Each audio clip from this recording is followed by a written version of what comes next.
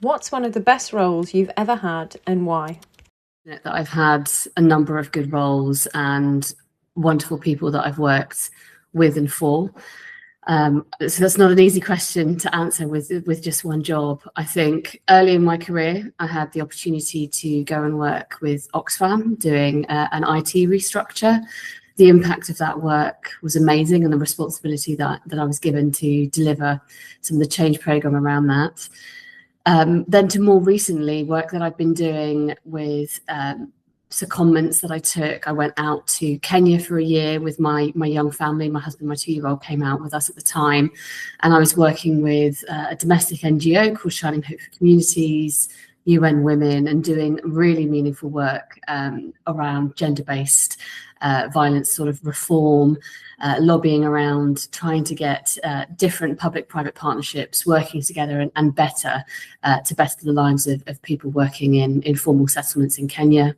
And then more recently in my corporate work, so thinking about what we're doing at Lloyds Banking Group, I've got the responsibility for social sustainability across our business and commercial banking work.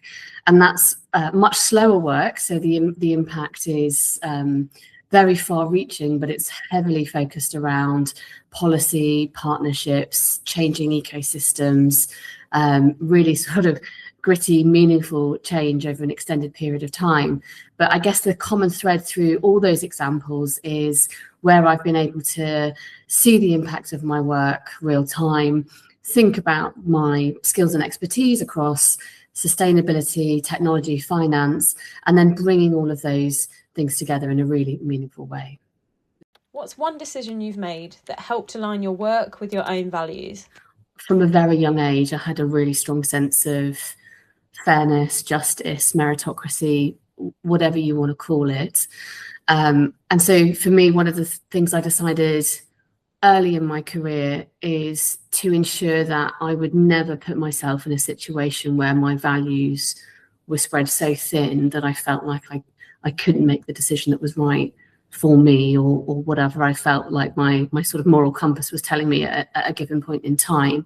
So part of that is actually being really financially savvy personally. So knowing and understanding what I need to sustain my livelihood at home, knowing and understanding what rest I need, how I need to show up as my highest best self to make those kind of high judgment decisions, either in critical moments or if I'm, making a career move. Having that sort of stability and grounding outside of my work life is really important. And I don't know if this is a decision early in my career, but one of my best decisions in life is who I picked as my partner. So my husband, he is wonderful. He supports me, even when I'm coming up with crazy ideas, or I'll make a decision that maybe isn't intuitive, but it might be values led, or I might have a decision or a tough trade-off that destabilizes things at home. And I found someone who gets me most of the time, will hold a mirror up and ask me sort of critical questions when I need to hear it. And when I've had opportunities like moving to Kenya, he's heard that come with us. When I got asked to lead the largest scale humanitarian aids work that Amazon has ever delivered, and I think perhaps any corporate to date has mobilized at pace. He was there for me, right? Like I was working 12-hour days at points excessively. I had a village, a group of people around me propping me up, and my husband carried much more of our family life at home during that time. And it sort of comes in ebbs and flows. There's other times that I do that for him. But having that support network around me and building that around me is mega helpful. Another thing I'd also share is I was at a women's leadership event recently, and they asked me, "Oh, you're so busy. You've got this amazing job at Lloyds and they're doing such cool work. And then you've got your non-executive work with Save the Children and the British Tourism Authority. How do you do it all? Do you have a stay-at-home husband?" I said, "No, I don't have a stay-at-home husband at all. He works probably just as hard, if not harder than I do in a commercial role." but I do have a nanny / personal assistant at home, because I can't do it all, neither can my husband. And we're fortunate that we've made it to a point in our careers where we've got enough discretionary income where I can afford someone to help me stay on top of all of the kids' schedules and my medical appointments, and making sure that I can both be fully present in a demanding day job and also juggle my pro bono commitments and work I do alongside. And I could have used that money to go on really expensive, nice holidays, but I've chosen not to. I've chosen to have full, happy, impactful everyday life, and that's a trade-off that I made, and I think it's great and works really well for me. What's the biggest thing you've done to create or improve social impact? There's a few examples of things that I've done or worked on over the years. The largest in terms of numbers is the disaster relief and humanitarian aid work that I started and mobilised within EMEA with Amazon. Examples from 2.4 million food packs to combat malnutrition in the UK during COVID-19. So where we had lots of children who would have been getting free school meals at home during lockdowns, we were able to mobilise food packages to their front door with a charity called Magic Breakfast, through to the Ukraine humanitarian aid response that I led, which at the start it was a $10 million effort, and then by the time we finished, nobody knew when the war broke out how long we'd be mobilising for, but we had 6 to 8 months, 100 million equivalent worth of community investment that we mobilised across cash grants, product donations, facilities, and we had sort of housing, home schemes where employees would let Ukrainians stay in their homes. We had kind of skilling programs. We had crisis response and resilience programs, in particular for our Eastern European businesses that we were overseeing. And at one point I think it was around 250 people who were seconded or working as part of that effort across 14 different work streams, everything from engaging with customers through the Amazon retail gateways, to thinking about what we were doing in our fulfillment centres and with our logistics. Then there's other pieces of impact work, and definitely more recently in the work that I'm doing with Lloyds Bank. The reason why I moved to Lloyds is because humanitarian aid is incredibly important, and I continue to do that in my board chair role with Save the Children. But I wanted to work more on systemic change, so thinking about that intersection of sustainability, finance, technology. And Lloyds Bank is one of the largest financial institutions in the UK. I think it's the best, but I'm completely biased, so we'll just say that. But the work that they're doing around supporting the government on policy advocacy, thinking about how we're leveraging our industrial strategy, not just to strengthen the economy, but to really help with social mobility and to lift up communities and businesses. And I work with a huge number of Black business owners, female founders, disabled business owners, looking at how they get access to opportunity, how we can enable them with credit, thinking about access to finance and lending. And there's a lot of startup activity in the UK, but what we see and know is that at the scale-up phase, where we have these wonderful, phenomenal businesses that could be doing anything from solar energy through to advanced manufacturing, new accessibility technologies, through to social housing, food and farming, all of these areas the bank sort of touches and works across up and down the country. And the ability to really grittily get stuck into the nuts and bolts of data process to get more opportunity and more money into the hands of people who are trying to build better lives and make this country better, help Britain prosper, which is the purpose of the bank. That's incredibly rewarding. I'm much less visible than I was. When I was in those large roles at Amazon, most people in the region would have known me through the work that I was doing. It's a much sort of quieter, steadier role at Lloyds, but no less impactful, I would say. Can you share some key milestones or proudest moments in your career? I think for me, when I consider the thread of impact that I've had in my career, there's a story that you'd tell if you were a marketeer around X amount of money out of a business into doing good, or a significant product or proposition development which has enabled the reach and social or environmental impact of the company to grow or go faster. I think for me, if you're asking me on a personal level what those milestones are, actually, if I brought a different thread to that conversation, it would be one of where I've been bold and brave.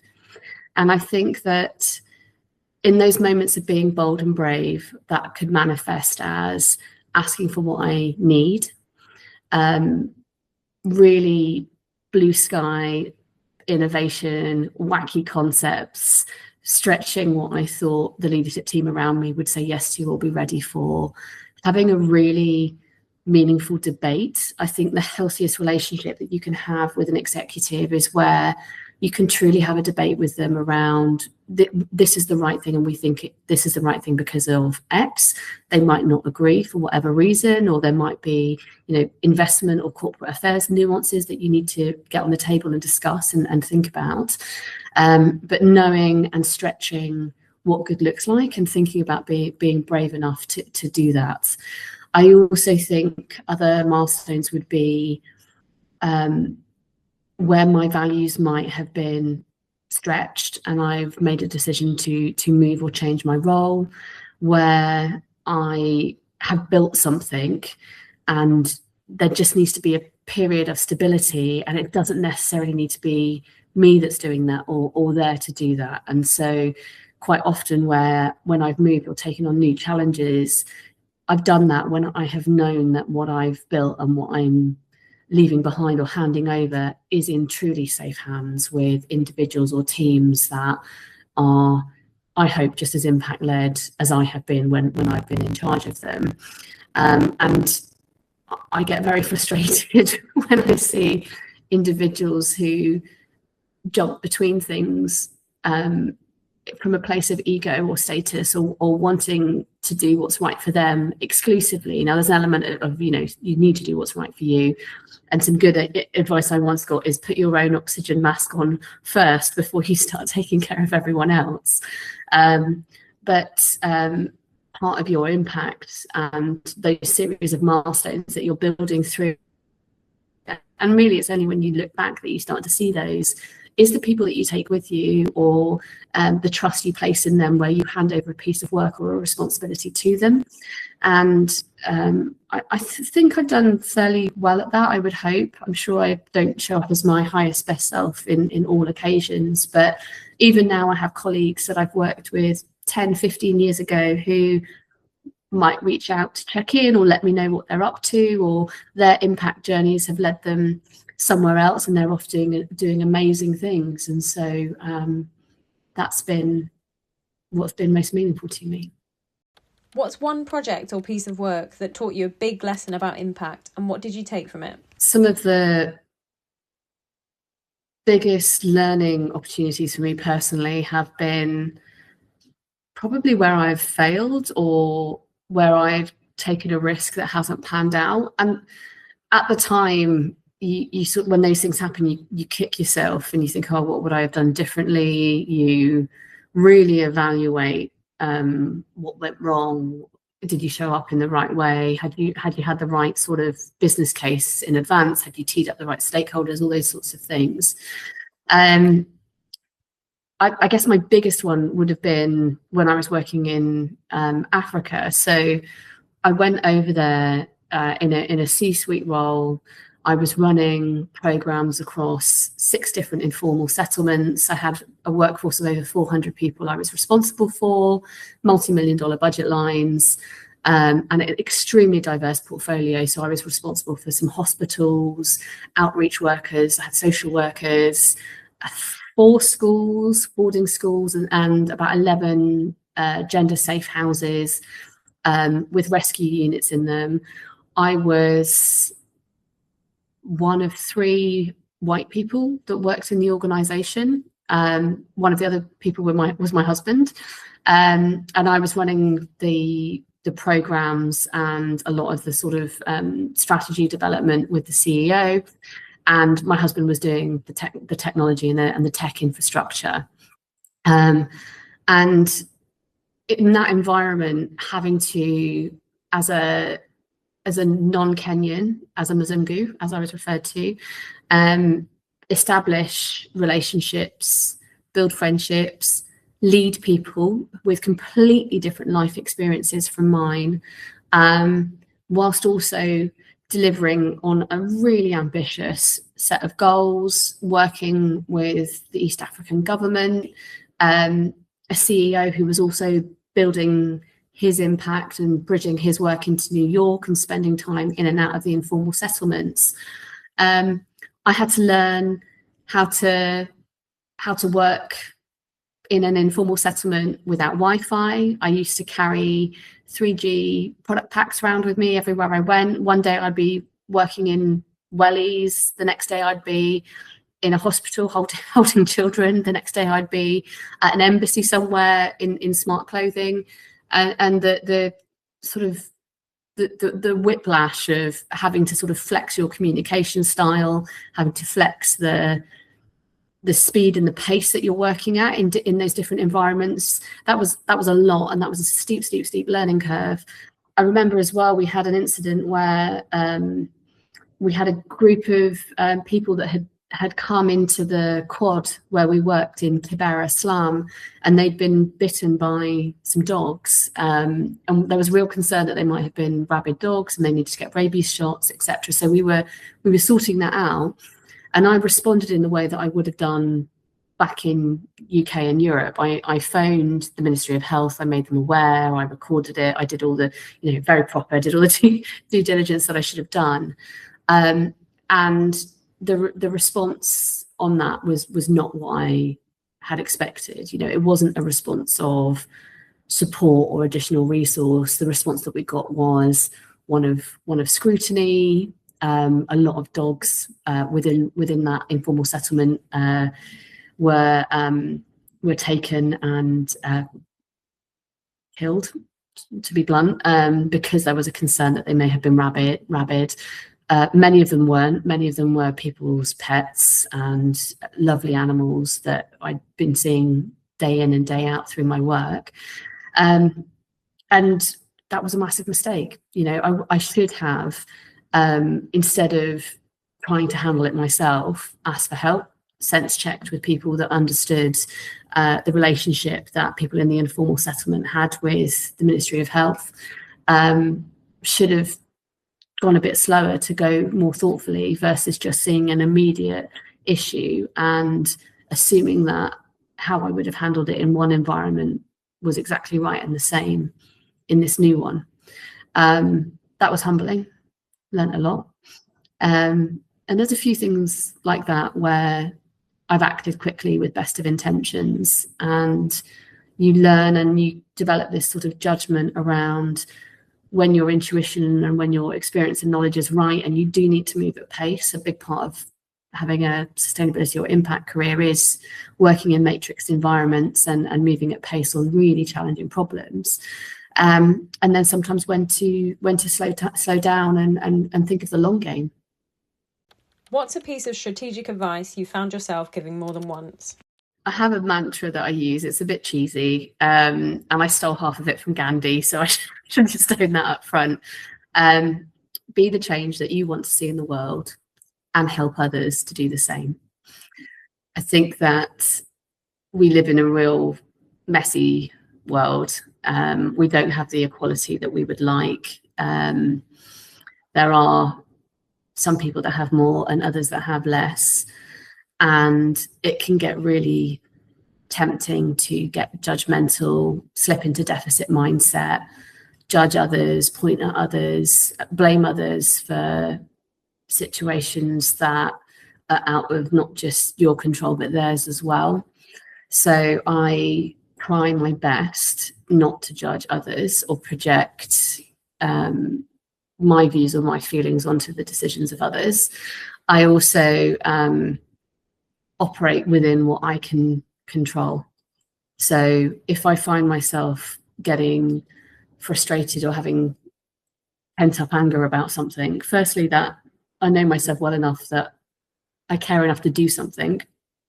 And if I don't do something about it, I will just go down a doom spiral, or I'm not my highest best self. And I got told recently at work, you're always smiling, even when you've had a bad day or you've got health stuff going on and your body's in pain. You're just showing up and you're smiling, and like what happens when you get angry? I don't want to see you angry. What does that look like?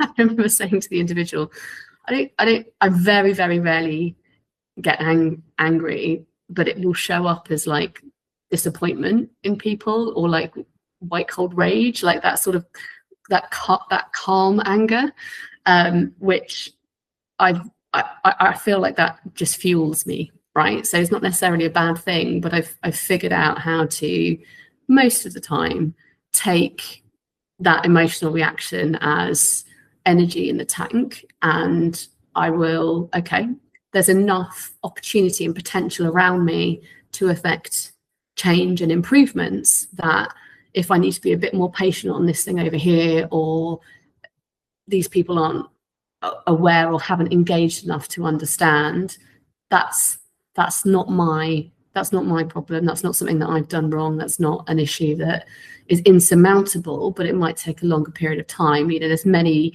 ways to crack a nut. I'll keep effecting change in another aspect of my life. And I also think that change is as good as a rest. So one thing that I did last year, I took a week's holiday and I went with Save the Children on a visit. Actually went back to Kenya.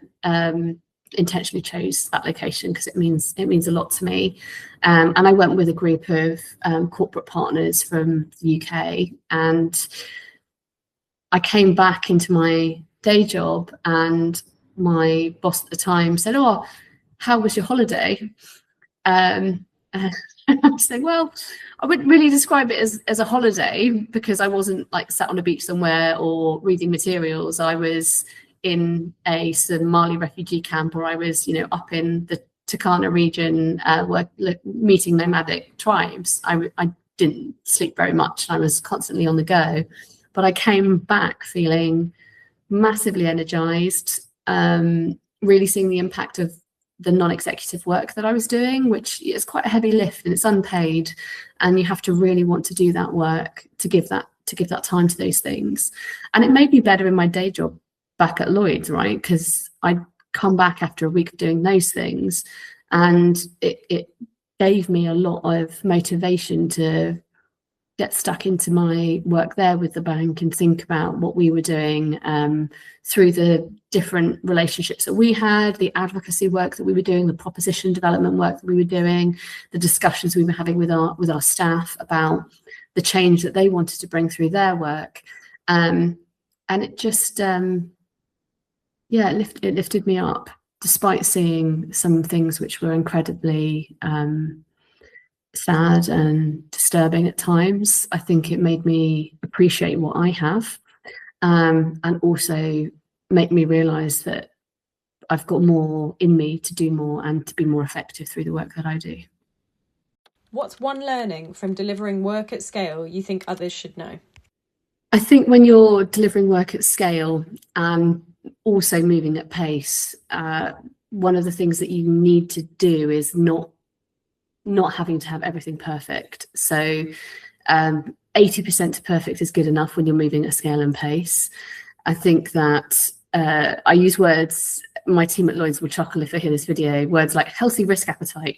Don't let anything break, but stretch and know and build sort of either mechanisms, tools, processes, or people around you where, as you're moving at pace, if you're not catching it as the leader, you've got either a process or a person around you that is able to hold that, catch that, and act on it because you've delegated and empowered them in the right way. Who or what inspires your approach to creating impact through your work? I've been very lucky to interact with some incredibly inspiring people through my career, and I try and take the best of each of them. So early in my career, I did a project with John Elkington and Charmaine Love, and I remember seeing their thinking, how their wicked cool problem solving brains worked.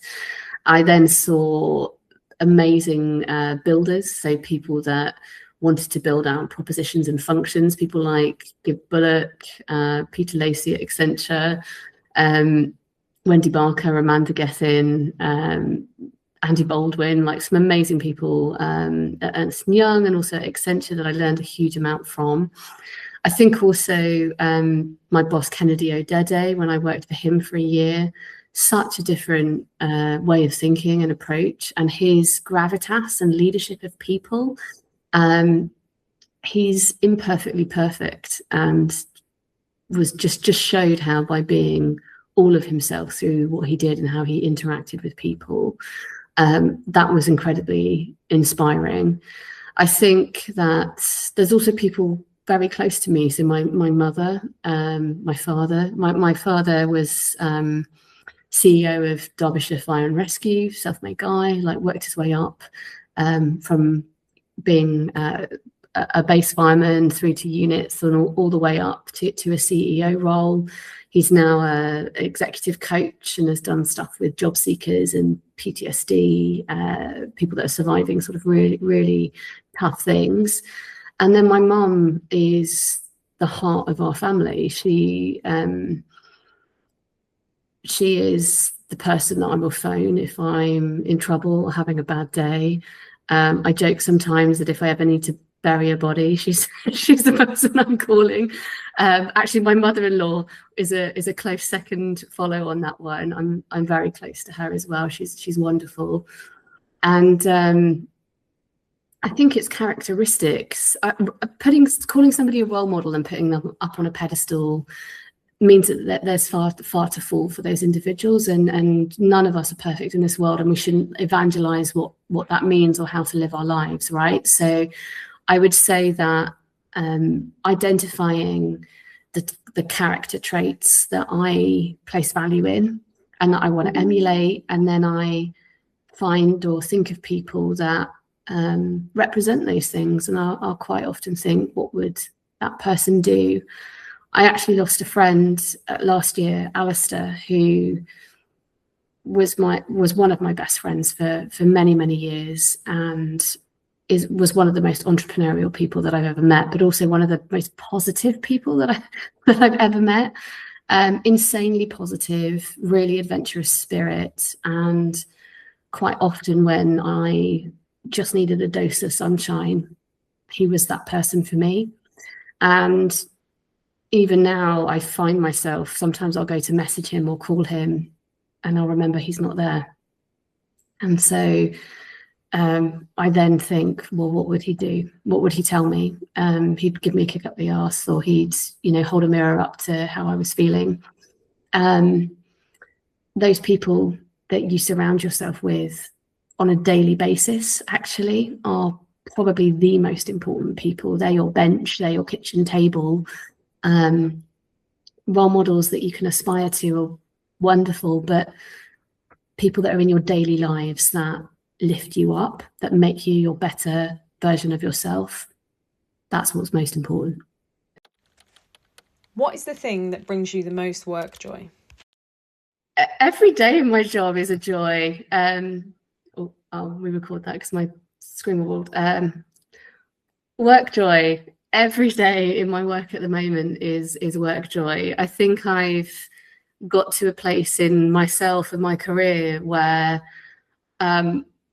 there's no time not to surround yourself with opportunities to be productive, have an impact, have fun at work. Amazon has a work hard, play hard mantra, and I think that I've learned a lot through that. I thrived in that environment in many ways, and I have that now still with Lloyds.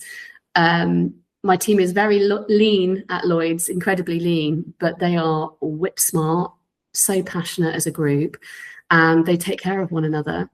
And so I think that in that culture that we have at Lloyds Banking Group, that that kind of pride in people, that appreciation for who they are, how they show up, superpowers that people have, either within our workforce but also within our customers. I think it's brilliant. It brings me so much joy. If I'm having a tough day, or I've had a meeting that hasn't gone the way that I want it to, I still find joy in my day because you're sharing that with others, or I'll find a little win in my day that I'll anchor on, and you get home in the evening and you're chatting with your partner, and you always have that, oh, how was your day? Tough day. And I always think, I don't want to one up anyone on my day being tougher than your day. I want to be able to say, this happened, but then this happened. Or actually my day job was pretty tough, or it was pretty slow today, but I did this cool thing with Save the Children, and I connected with a few people, and I did these other things. Or I sat down and had a really meaningful conversation with X on my team, and they're really flying, and I can see how they're growing. So I think finding that joy. What's your favourite quote that you'd like us to include, and why? It's Gandhi, be the change.